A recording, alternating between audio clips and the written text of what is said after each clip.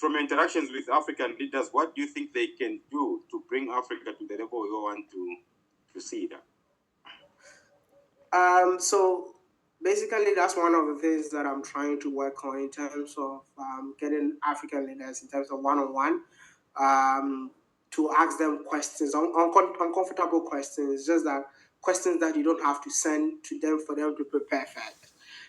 And that has been a major challenge, but I believe that we're going to break through that very soon. I just wanted to say this, yeah. It's rather unfortunate that when you hear African leaders speak, it seems like they're just politicians, not real time leaders. There's a difference between a leader and a politician, and we need to get that right. That the destiny of Africa is in our own hands as Africans, not in the hands of the politicians. And so, for me, I barely rely on them because most of them just occupy the position without knowing what they are there for.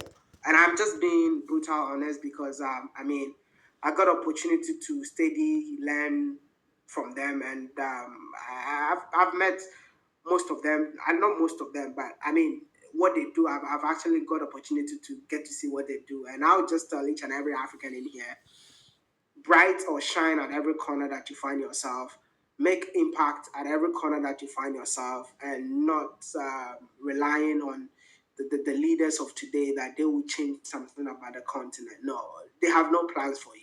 They just literally have plans for themselves, not for you. Thank you. And then we have another question here. I mean, you've visited different African countries and you've eaten in different capitals, tasted the foods across the continent. This person is asking, do you think indigenous food can help with food security on the continent? In indigenous food? Yes. Uh-huh. Yeah, he's asking, do you think indigenous food can help with food security on the continent? Okay, so I would just say that yes, because everything that we eat on the continent, all the countries that I've been to, is strictly organic. Yeah. The moment that we start embracing food that comes out of the continent, we just causing harm to ourselves. You see, that also comes to a point that I'm saying that it's about time for Africans to start believing in the continent. When I was growing up, let me just give you a typical example. When I was growing up, brushing our teeth used to be like what to call it, charcoal, right? We use charcoal together with the plantain. You have to use the top of the plantain, and then you use it to brush your teeth. I mean, when we started growing up as big boys and big girls, we started feeling like, no, that's nasty. We don't wanna use that anymore. Guess what? They rebranded the charcoal toothpaste for us, and then we started buying the charcoal toothpaste, knowing that we had this before. And now we're buying charcoal toothpaste, and they are telling us that our charcoal toothpaste, the one that we're using before, is not good. So that is how they've managed to convince us to avoid our own indigenous food.